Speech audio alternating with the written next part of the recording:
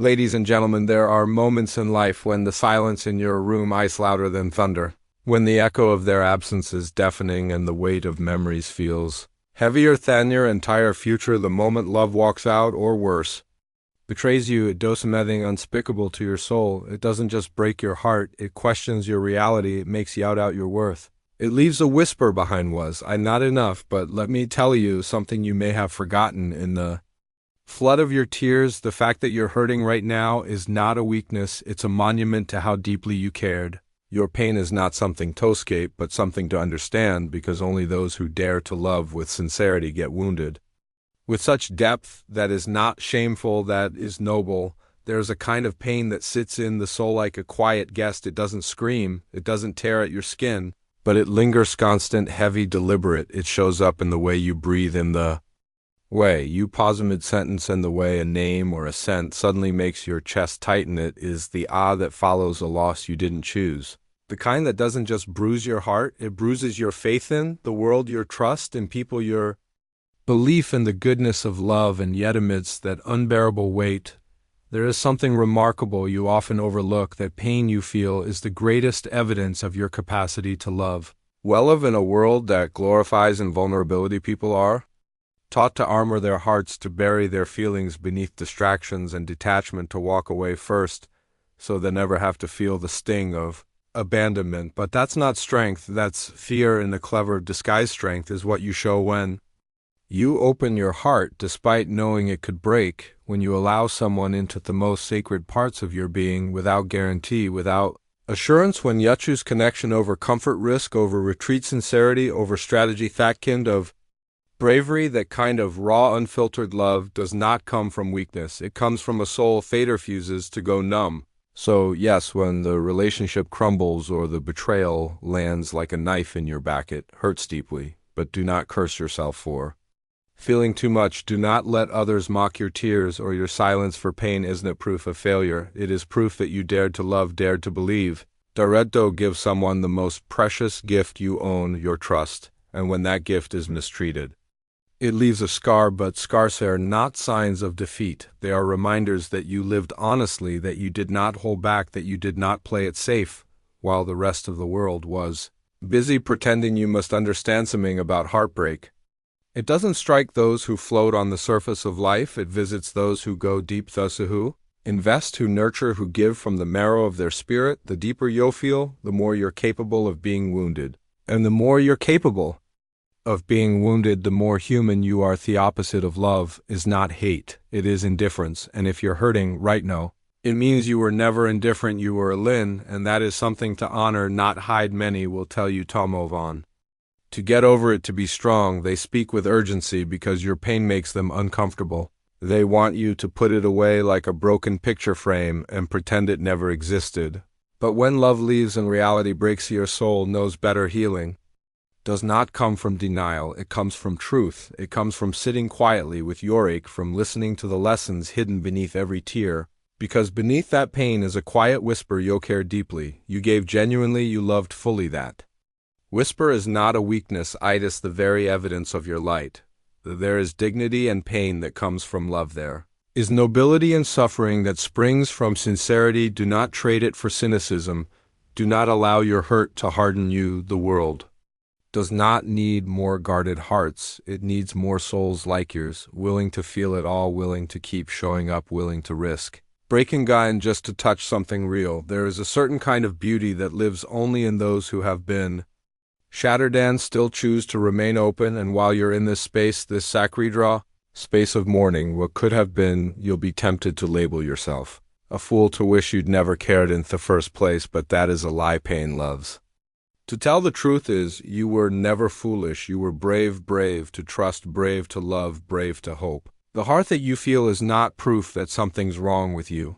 It's proof that something was right about you. You were honest in a world that rewards manipulation. You were soft in a world that praises hardness. You were transparent in a time of masks. You weren't weak. You were extraordinary, Andes. The nights are long. The memories are ruthless. A song, a corner of the room, a law that sounds like there's anything can trigger that tidal wave. Let it come and fight it. Let the pain pass through you. Don't run, don't numb, let yourself feel, because what you feel you can heal. What you avoid you carry, and no one dares to carry invisible grief for the rest of their days. So tonight, if you find yourself in the dark questioning whether you meant anything to the one who left or betrayed you, remember this: their actions speak of their character, not your worth. You are not unlovable because someone failed to love you well. You are not inadequate because someone walked away. And you are not broken beyond repair just because your heart is hurting. You are healing. You are growing. You are becoming something even more rare, someone who still believes in love after being betrayed by it. There is no shame in your sadness. There is no disgrace in your mourning. If anything, there is a sacredness to your suffering, Becky's. It means you were present. It means you were real. And one day when the fog lifts and the weight lightens, you'll look back and see that this pain carved out space inside of you, space for deeper empathy, space for clearer wisdom, space for greater strength. And maybe, just maybe, pain doesn't come to punish us. Maybe it comes to reveal the depth of our love, the honesty of our soul, the strength of our spirit. Maybe the ache we feel is the echo of something eternal inside of us that refuses to be silenced. And maybe the only people who never feel this kind of sorrow are the ones who never dared to truly live. Let the pain remind you you are alive. And being alive, truly alive, means you will sometimes bold, but it also means you have the power to rise again. Stronger still, whole, still worthy, and still capable of love. That is even more powerful than the pain that tried to destroy you. There comes a moment in every life when you are forced to face the brutal silence that follows a betrayal.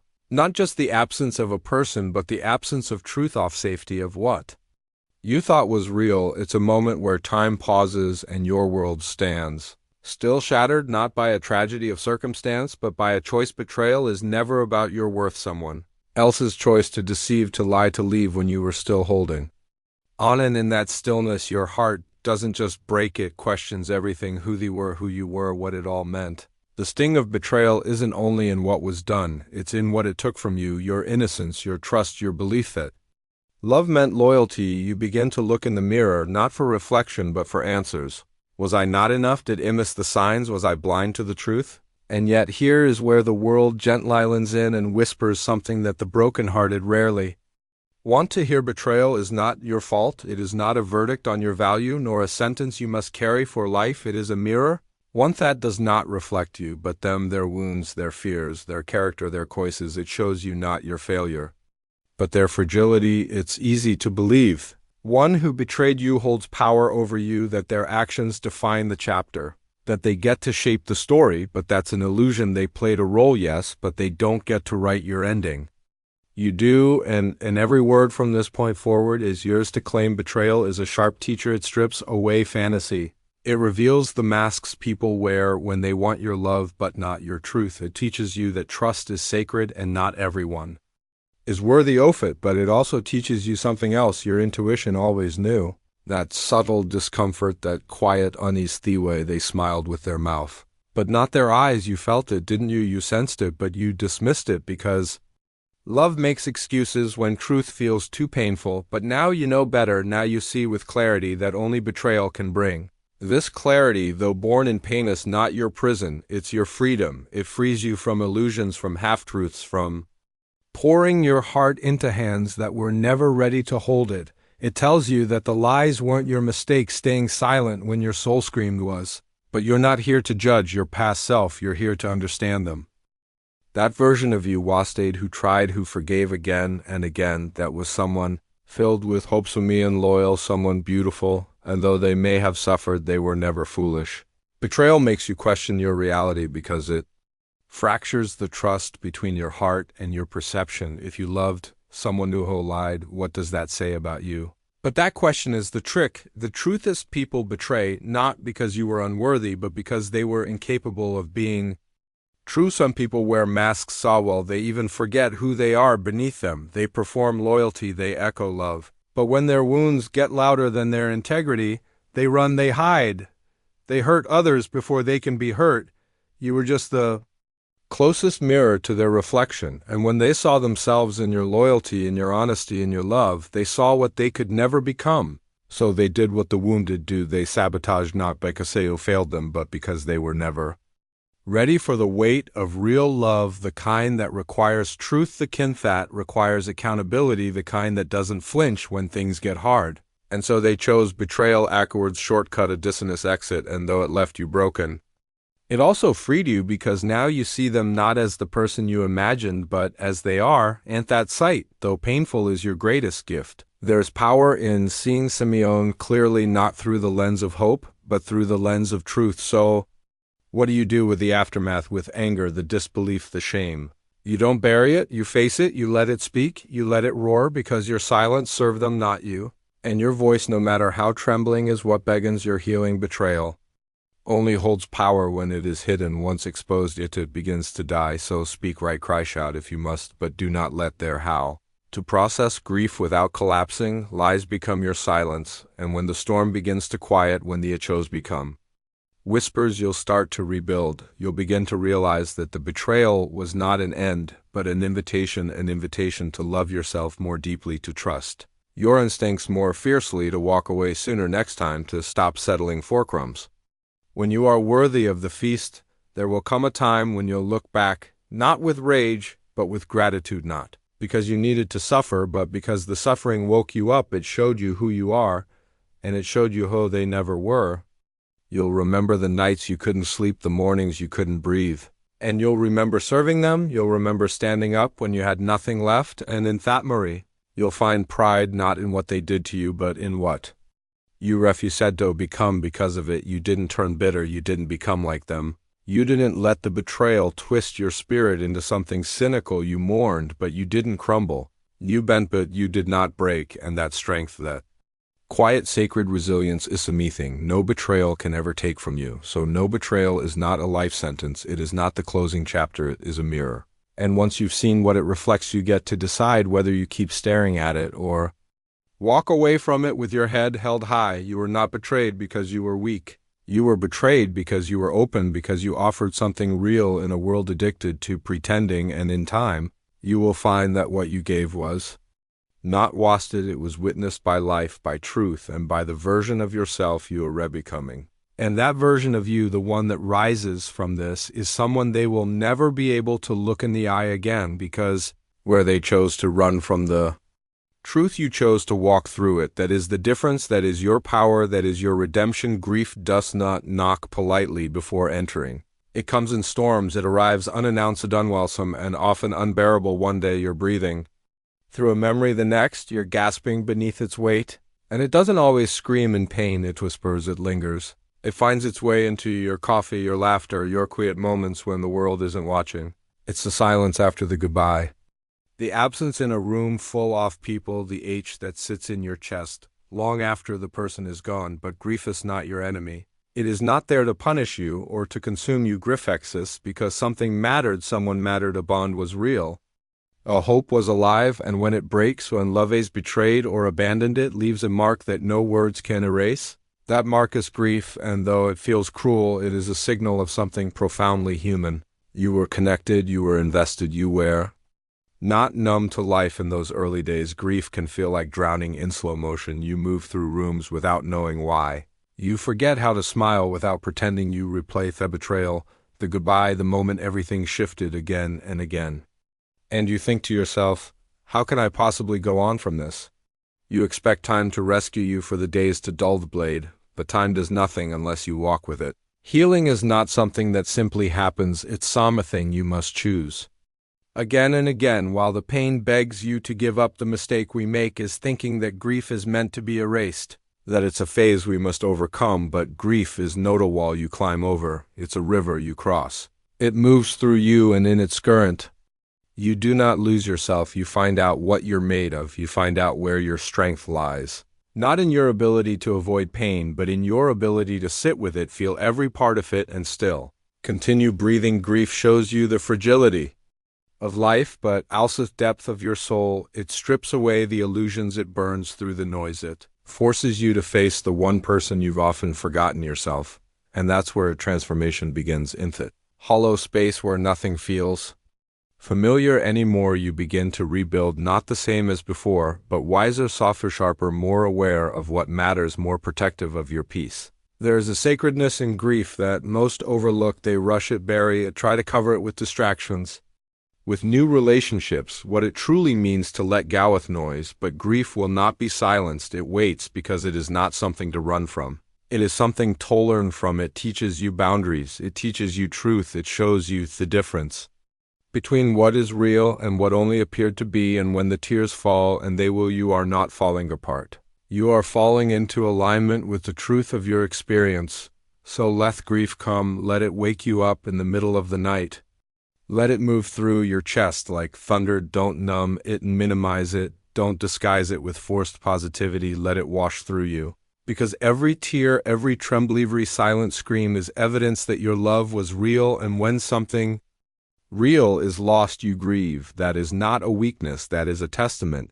But the beauty of grief, if you dare to see it, is that it can shape you. It can deepen your compassion. It can make your words gentler, your heart more tender, your presence more grounding. You become someone who understands pain, not just your own, but others. You start noticing sadness in strangers' eyes. You become slower to judge, quicker to care, because once you've broken, you can recognize the breaking in others and something inside you wants to help hold them up. That is gift. Grief leaves in its wake a deeper soul, a clearer mind, a more intentional life, but only if you let it shape you slowly, patiently, without resistance. The danger is in Bellyavinge. You must return to who you were before the loss, but you won't, you can't, and Yaushold, and that version of you is gone. Not because you're ruined, but because you have evolved, and evolution always begins with a letting go. Let go of thestery that says your joy is behind you. Let go of the belief that love will always lead to pain. Let go of the guilt for not seeing the betrayal sooner. Let go of the idea that moving on means forgetting. You don't forget, you honor, you remember differently. You remember from a place of growth, not grief. And as you move through this valley, there will be moments when you laugh again genuinely, and it will startle you. It will feel like betrayal to your pain, but it isn't. It's a sign that life is returning, that you are resurfacing. That joy, though quieter now, is still possible, still waiting for you, not in spite of your grief, but because of what it taught you.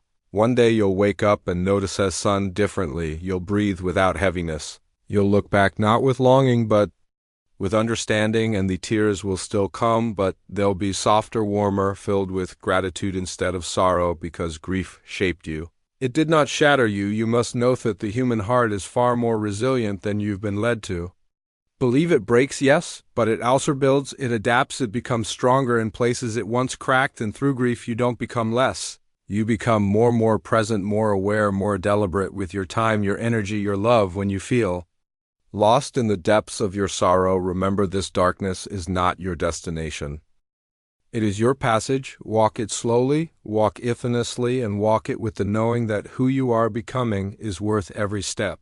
There is no going back, only forward into the unknown, into the light, into the person you were always meant to become. Not in spite of your grief, but through it. There is something quietly devastating about holding on to someone who was never truly holding you back. You give your time, your energy, your loyalty. You build a future in your mind, brick by brick, believing they are building it with you. But one day the truth lands like a whisper that roars through your spirit. They were never really in it the way you were. And as painful as that realization is, it becomes the doorway to a truth you must not forget. You lose a nothing that was never truly yours. The illusion is what breaks you first. The belief that what you had was mutual, equal, honest. You grieve the dreams, the plans, the laughter, the intimacy, but deeper still you grieve the version of yourself that believed in it all. And in that silent ache your heart wants to scream. It says you've been robbed, that the healing power of forgiveness, something sacred, was taken from you. But the more you look back, the more you begin to see the gaps, the inconsistencies, the subtle distance, the emotional absence you once explained away as stress, timing, mood. It's human to attach meaning to what we want to be true. It's human to mistake proximity for presence, but not everyone who stood beside you was walking with you. Some were merely passing through, holding their own intentions, speaking in borrowed words, loving only as far as it benefited them. And when they left, they did not take anything of yours. They simply removed what was never rooted. It's a hard truth to accept, especially when your love was genuine. You think, if it wasn't real to them, did that make my love meaningless? But love does not need to be reciprocated to be real. The sincerity of your heart is not diminished by their inability to match. What you gave was not wasted, it was witnessed, it was a reflection of who you are, not who they failed to be. There's ascertained kind of freedom that comes with letting go of what never truly belonged to you. At first it feels like a loss, a gaping void, but over time that void becomes clarity. You begin to realize you were negotiating your worth, trying to prove your value to someone who didn't have the capacity to see it. You were carrying a connection alone, mistaking the weight as love when in truth it was imbalance, and imbalance is never sustainable. Something always breaks.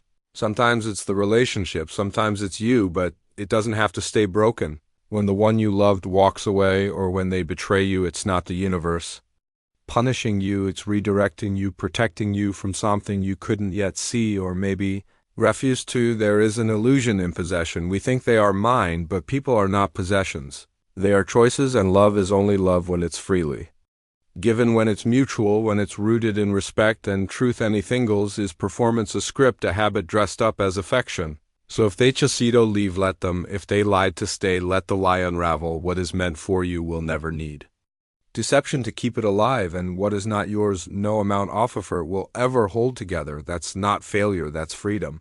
You lose nothing that was never truly yours, not their presence, not their words, not their promises. What you lose is the illusioned idea of what could have been, the hope that they would eventually see you, choose you, become the person you held space for.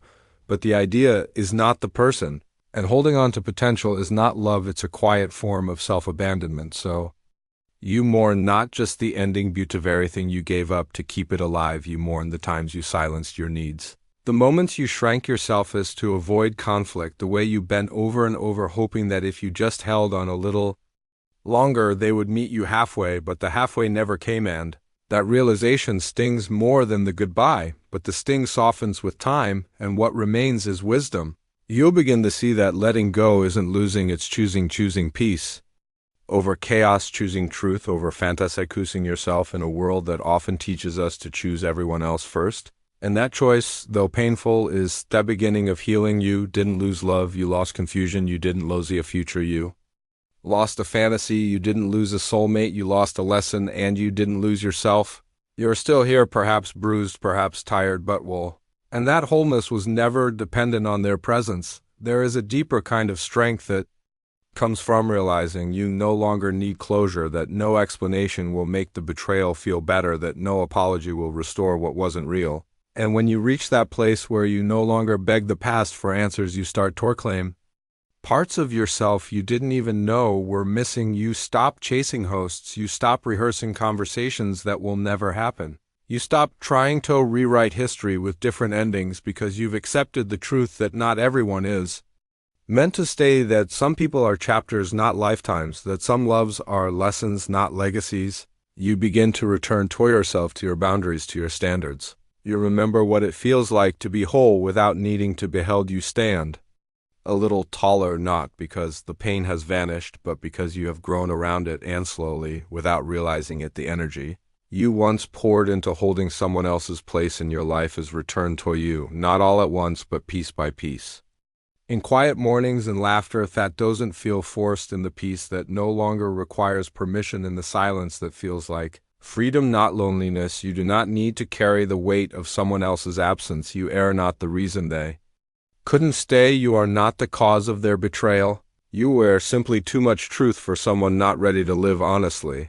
And their leaving, though it broke your heart, waste beginning of your return to self. So let them go, let the illusion dissolve, let what was never truly yours drift away, because what is meant for you will not need to be held together by fear or from suffering to strength. Your rise begins force. It will meet you with open hands, not hidden intentions. It will stand beside you without needing to be chased. It will see you and it will stay. There is a particular kind of weight that sits on the soul, not made of stone, not visible to the eye, but present in every step you take. It's the heaviness of resentment, the silent burden of betrayal left unresolved. You carry it through your days, hidden behind polite smiles and unfinished thoughts. It hums beneath your words, behind your laughter, even in your moments of silence. The memory of what they did, what they said, what They didn't say it clings to you like smoke from a fire that never fully went out, and deep within that smoke there's a voice that keeps saying, you cannot let it go, that forgiving them would be letting them win, that to forgive is to minimize the pain, to invalidate the betrayal, to pretend as if what happened didn't happen, so you hold on tighter thinking the anger keeps you safe, thinking the bitterness gives you control, but what you don't realize is that in holding on to them through your hatred, you keep yourself tied to the very moment you were broken. Forgiveness is not for them, it never was, it is for you. It is the moment you stop drinking the poison, hoping it harms the one who gave it to you. It is not weakness, it is power, not surrender, but liberation. You see, when someone betrays you, they fracture your world. But that fracture doesn't just exist in the past, it lives in the present, in the way you view others, in the walls you raise and the trust you withhold from people who had nothing to do with your pain. Bitterness is not a shield, it is a cage, and the longer you sit in it, the more it convinces you that this is all there is. Anger, mistrust, suspicion, you start to mistake your defense mechanisms for personality traits.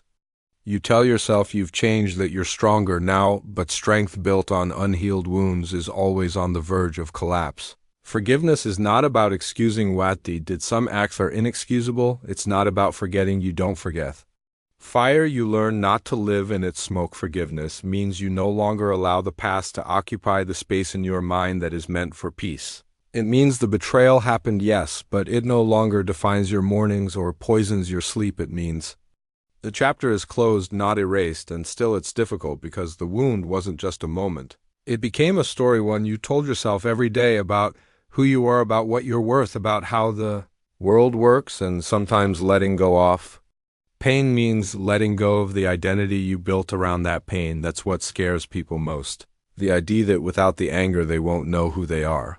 Without the grudge there will be only emptiness, but the emptiness is not a void, it's a clearing, a space to rebuild, to breathe again, to live without the weight of someone else's mistakes sitting on your chest. We often think holding on means we are strong, that if we keep the memory alive we'll never be fooled again. But awareness doesn't come from anger, it comes from clarity, and clarity only arrives when the noise quiets. Forgiveness is not forgetting the lesson. It is remembering the lesson without reliving the pain, and yes, they may never apologize, they may never admit what they did. They may walk around as if it never happened, and it burns because some part of you still waits to be acknowledged, to be seen. But if you keep waiting for your healing to come from them, you'll wait forever. They were the cause of the wound, but they are not the source of the healing. You are, always have been, the apology you seek, the recognition, the remorse. You can give it to yourself. You can say, you didn't deserve that, you were worthy of honesty, you were worthy of loyalty, you weary now then, and you're still enough now. And when you speak those words not out of bitterness but from truth, you'll begin to reclaim the parts of you that were left scattered across the timeline of pain. There's something noble in forgiving when no apology has been offered. It means you chose to be free rather than right, that you chose peace over pride, that you understood the pain but refused to become it, that you refusato let their actions make you a prisoner in your own life. The most powerful act of self-respect is when you say, what they did hurt me, but it no longer owns me. That moment when you choose release over revenge, that is where your soul begins to rise, and you may cry while doing it. You may tremble, you may question it, but beneath all that a quiet power begins to build, a strength untouched by bitterness, a strength that does not need to shout because it simply is. When you forgive, you don't just close the door. You lock it, knowing you will never allow that energy, that carelessness, that betrayal to walk unchallenged through your life again. Forgiveness sharpens your vision. It doesn't make you naive, it makes you wise, it makes you more attuned, more aware. You begin to see patterns more quickly, you trust yourself more deeply, and the trust in yourself becomes the foundation upon which everything else rests. There is beauty in release, there is grace in letting go. Not just of the person, but of the version of yourself, loving again without losing yourself again. Well, believe the pain was permanent. Who believed the scar was the ending, but Ascar is not the end of the story. It is the evidence that you healed, that you walked through fire and lived to speak about it, that you chose to love yourself enough to stop reopening the wound just to prove it existed.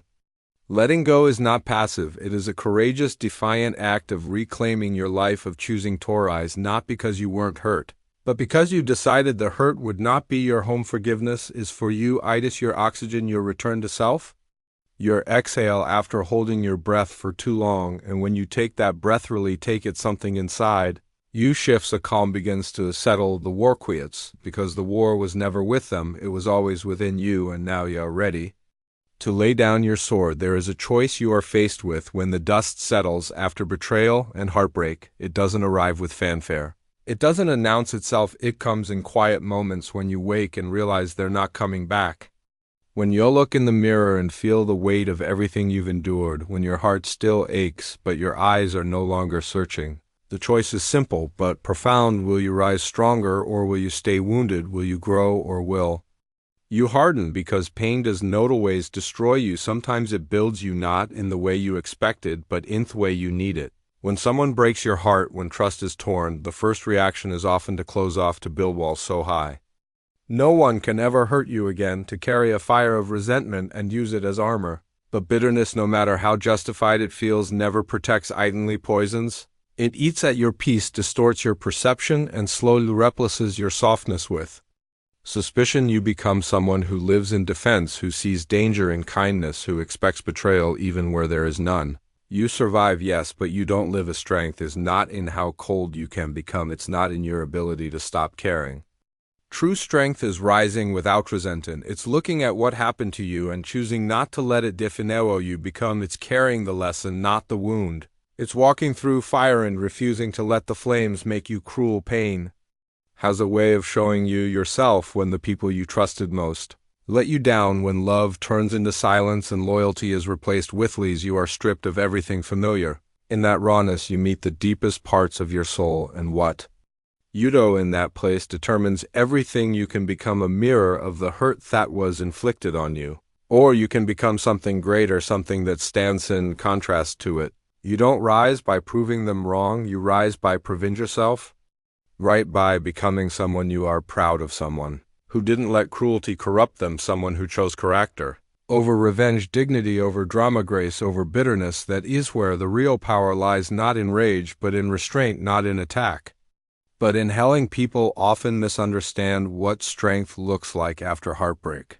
They think it's about moving on fast, looking unaffected, never shedding another tear, but those are illusions. Performance's true strength is quieter. It's the willingness to still believe in love after it betrayed you. It's the courage to trust again, even with a scarred heart. It's the discipline to stay kind when no one was kind to you. And that kind of strength is not born in ease. It is forged in the fire of disappointment, and shaped by every moment you chose to respond with integrity when bitterness would have been easier. There is a depth in people who have been broken and rebuilt themselves with their own hands. They walk differently, they speak with intention. Their presence carries something still, something sure, not because they were never wounded, but because they made something meaningful out of the wounds. They didn't pretend to be unaffected, they allowed themselves to feel, to grieve, to crumble, but they rose, closing words to remember forever, not just again, but wiser, clearer, more alive. You don't need to be the same person you were before the heartbreak. You weren't meant to be. Pain changes you, but let it change you in the right direction. Let it carve out empathy, not apathy. Let it deepen your wisdom, not your walls. Let it make you more discerning, not more distant. Your heart doesn't need to close. It needs to grow. It needs to learn. It needs to evolve, and growth doesn't mean erasing the pain. It means creating something beautiful in its shadow. There is strength in being able to say, yes, it hurt, but I'm still here. There is power in choosing to be better, not bitter, to let the pain guide you toward your purpose rather than your destruction, to recognize that what treat to break you became the very ground you used to rise. Every person who leave a severe lie you uncover, every betrayal you survive becomes a thread in the fabric of your resilience, and that resilience, though born from suffering, becomes your crown. Not one forged in vengeance, but in victory, the quiet personal victory of not losing yourself. In the process of losing someone else, you will encounter people who don't understand this kind of strength. They'll mistake your calm for weakness. They'll see your lack of revenge as passivity, but don't be mistaken, it takes more power to walk away with your peace than to stay and fight for attention, closure, or just to see it may never come. True strength is silent. It doesn't need to shout or prove it. Simply is, and the beauty of this strength is that it protects your future. It creates a space where love can return real love, honest love, love that does not confuse chaos with passion or distance with mystery.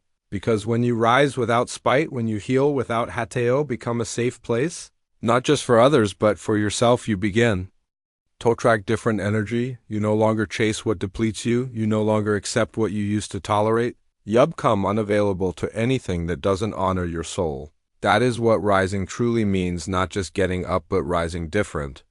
Clearer, higher, more grounded in your worth, more aligned with your truth. The ones who hurt you, they may never see it. They may never understand who you were, what they lost, or what it cost you to walk away with your heart intact. But it was never about outro and call to action them. It was about you and what you chose to do with the pieces left behind, what you chose to become in the silence they left. So when people ask how you made it through, you won't need to explain. You'll carry it in your posture, in your choices, and the peace that now lives in your eyes. You won't need to shout your story. You'll simply be the story, a living testament to what it means to rise, not with fire in your fists, but with freedom in your soul. Thank you.